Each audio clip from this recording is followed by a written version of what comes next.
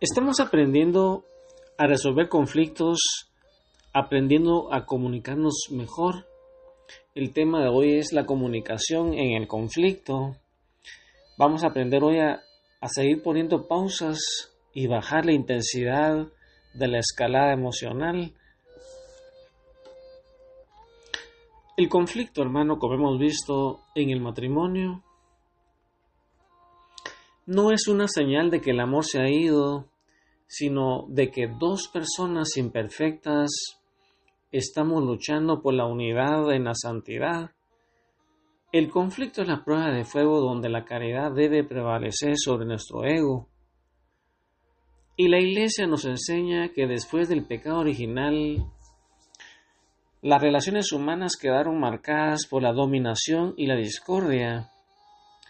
Y en el matrimonio, esto se manifiesta como la lucha por tener la razón, por la resistencia a la sumisión mutua y la tendencia que tenemos a culpar a nuestro cónyuge.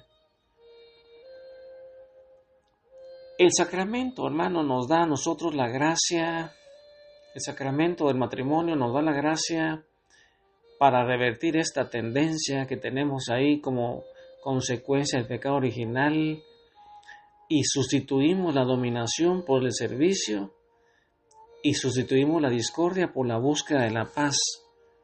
Ese es el objetivo de la gracia, es sustituir esa dominación y esa discordia. Y cuando el conflicto escala sin control, entramos entonces en el territorio del pecado grave contra la caridad. Ahí entramos con insultos, con sarcasmos, y las amenazas son actos que profanan el honor y la dignidad de nuestro cónyuge. Y recuerda, hermano, que nuestro cónyuge es una imagen de Cristo, somos imágenes visibles del amor de Dios que no se puede ver. El día de hoy nos va a servir a nosotros un texto central que está en Santiago 1, 19, 20. Santiago 1, 19, 20. Mira, hermano, un texto tan lindo que ya lo hemos visto en otras predicaciones. Por lo tanto, mis amados hermanos, todo hombre sea pronto para oír, tardo para hablar, tardo para airarse, porque la ira del hombre no obra en la justicia de Dios. Palabra de Dios. Mi hermano, este texto es la regla de oro para la comunicación cuando estamos en crisis. La ira, cuando es descontrolada, nunca produce un resultado justo ni santo, y el cónyuge cristiano, estamos llamados como cónyuges cristianos a la templanza, que es la que puede, es la virtud cardinal que puede moderar la ira, que la ira es una emoción. Y también vamos a leer otro texto que nos va a ayudar a nosotros. En el primer texto de Santiago vimos cómo podemos controlar la lengua en la ira, y vimos que la ira, cuando es descontrolada, nunca produce un resultado justo ni santo, y nosotros estamos llamados a practicar la virtud de la templanza. Y vamos a ver otro texto clave para el control del tono de nuestra voz, y eso está en Efesios 4:31. Mira cómo dice San Pablo a los Efesios: quítese de vosotros toda amargura, enojo, ira, gritería y maledicencia y toda malicia. Ese texto dice gritería y maledicencia, un lenguaje injurioso, un lenguaje malicioso. Esos son pecados específicos que destruyen nuestro diálogo.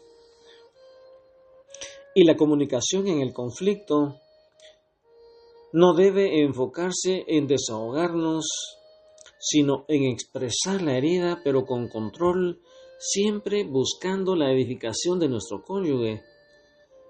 Y mira, hermano, qué texto tan lindo: quítese de vosotros toda amargura, enojo, ira, gritería y maledicencia y toda malicia. Qué maravilloso es San Pablo. Y psicológicamente, cuando perdemos el control, el cuerpo entra, como vimos en la predicación pasada, en un estado de inundación emocional, así como nos lo decía el doctor Gottman, donde el cerebro superior, que es nuestra corteza prefrontal, que es la parte racional que tenemos, es secuestrada por el cerebro primitivo, que nos invita a la lucha o a la huida. Y en este estado, el diálogo definitivamente es imposible. Vimos en la predicación pasada la pausa. Una decisión asertiva en un conflicto es que hagamos la pausa. La pausa, hermano, como vimos en la predicación pasada, debe ser un protocolo previamente acordado y usado con asertividad y con caridad. Tenemos que saber cuándo la respiración se acelera, el tono sube o se está a punto de insultar a la otra persona. Ese es el momento para reconocer el punto de no retorno. Ahí, hermano, tenemos que reconocer que ese es el punto clave y tenemos que aprender a usar esa palabra clave, esa frase que hemos acordado. Puede ser: necesito un receso, pausa, stop, alarma, alguna frase que acordemos ahí en pareja. Y esta frase, hermano, debe ser respetada de inmediato por ambos. Y es vital que aseguremos a nuestro cónyuge que no es una evasión, no es un silencio, sino que es una intención de decir: te amo, me estoy desbordando, necesito 20 minutos para calmarme y voy a ir a orar. Te prometo que volveré a hablar en unos 20 minutos. Mira, hermano, qué maravilloso es esa decisión asertiva que es la pausa, que es un protocolo acordado previamente, y cuando es usado con asertividad y caridad nos va a ayudar a evitar muchos problemas. También podemos practicar otro tiempo que se llama el tiempo fuera terapéutico, que dura de 20 a 30 minutos. La pausa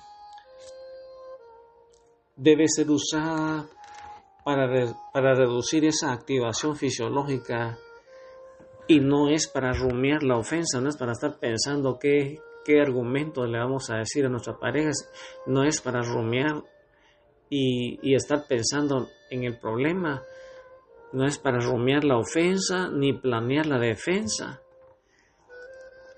sino que es para que hagamos una oración breve, tomemos agua, escuchemos una música suave, demos un paseo, hagamos ejercicios de respiración, y el cónyuge que pidió la pausa tiene la responsabilidad sacramental de volver, y él tiene que reiniciar la conversación con un tono más bajo y con una actitud más humilde. Mira, hermano, cómo podemos hacer ese tiempo fuera terapéutico de unos 30 minutos. Y también podemos hacer otro ejercicio y otra dinámica que se llama la mesa de la negociación. La mesa de la negociación.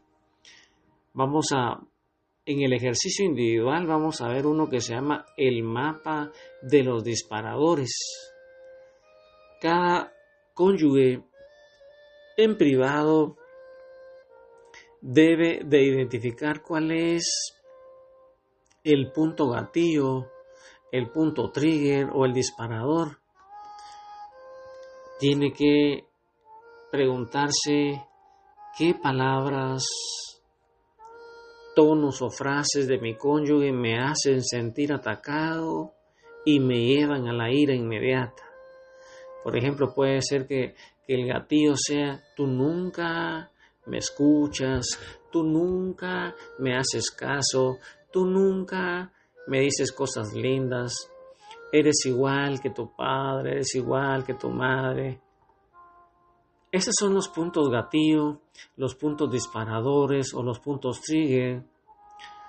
Y la otra pregunta es, ¿cuál es mi respuesta automática cuando me siento atacado? Por ejemplo, puede ser que tú grites, que llores, el muro de piedra y establecer un silencio prolongado, evasivo o sarcasmo.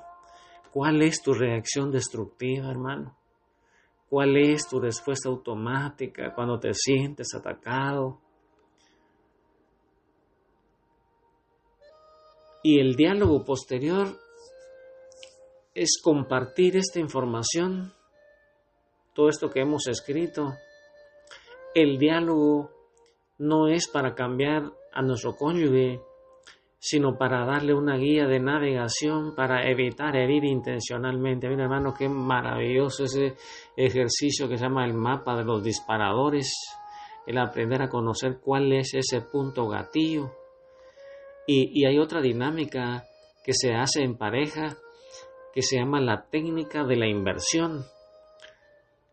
La pareja recrea un conflicto menor que tuvieron. Imagínate que vamos a recrear un conflicto menor que tuvimos, pero con una regla estricta. Ahí debemos usar un tono de voz muy bajo, casi susurrando. Y al forzar el tono a ser bajo, el cuerpo no puede entrar en el modo de lucha. Y eso demuestra que el control del volumen es el primer paso para controlar la ira. Mira, hermano, el control del volumen de nuestra voz es el primer paso para controlar la ira. Y también podemos hacer el acto de la desescalada, que es practicar la humildad para bajar la guardia. Es que el diálogo debe incluir técnicas de desescalada para que nuestra conversación sea productiva después de la pausa. Y ahí hay una dinámica que se llama el abridor de corazones. Para desescalar, hermano, para bajar ese tono emocional a donde hemos llegado, uno de los cónyuges debemos hacer el primer movimiento de humildad, incluso si pensamos que tenemos la razón. Y entonces podemos decir, tienes razón en X punto, y podemos decir, y lamento haber reaccionado mal. Eso es admitir incluso, hermano, una pequeña parte del error reduce la defensa del otro. Cuando nosotros, en lugar de activar la escalada, le decimos a nuestro cónyuge, aunque él no tenga la razón, le decimos, tienes razón en X punto. Y ahí, hermano, mira lo que decimos, y lamento haber reaccionado mal. Y entonces también se valida la emoción y puede decir, puedo entender por qué te sientes tan frustrado, tan frustrada por esto. Hermano, qué importante es validar la emoción de nuestro cónyuge sin validar necesariamente su ataque. Y la comunicación en el conflicto no busca la victoria, sino que debe buscar la unidad. Y hermanos, si tú y yo somos verdaderos cristianos, no es que nunca pequemos, sino que nos arrepentimos y reparamos y nos levantamos con más humildad. Y para ir practicando la humildad, la pausa y todas esas dinámicas, ejercicios, hoy es un momento para aprender a modular nuestra voz y pedirle al Padre que nos regale el fruto del Espíritu Santo y la virtud del dominio propio en la tormenta. Y le vamos a decir, Dios de paz,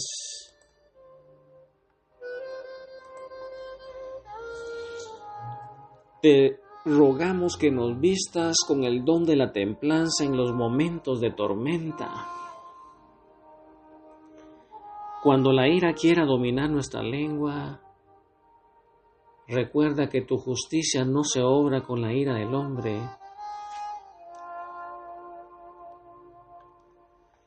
Danos la humildad para reconocer nuestros disparadores y la sabiduría para usar la pausa a tiempo, y que nuestras palabras sean siempre medicina y no estocadas de espada.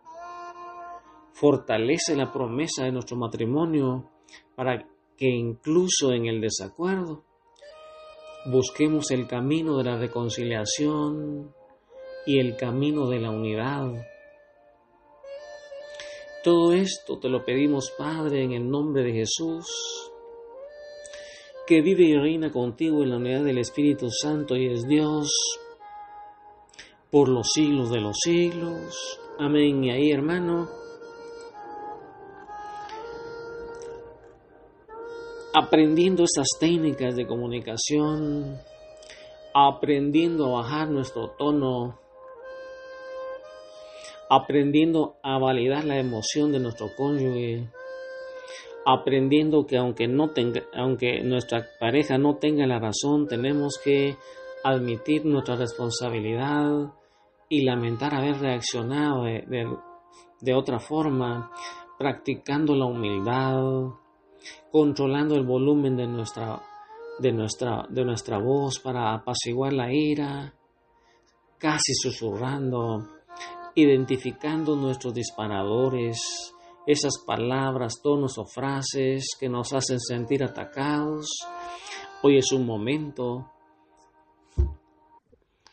y con este canto lindo, sabiendo que Jesús está realmente presente en cuerpo, sangre, alma y divinidad en la Eucaristía, es un momento para orar en pareja frente al Santísimo.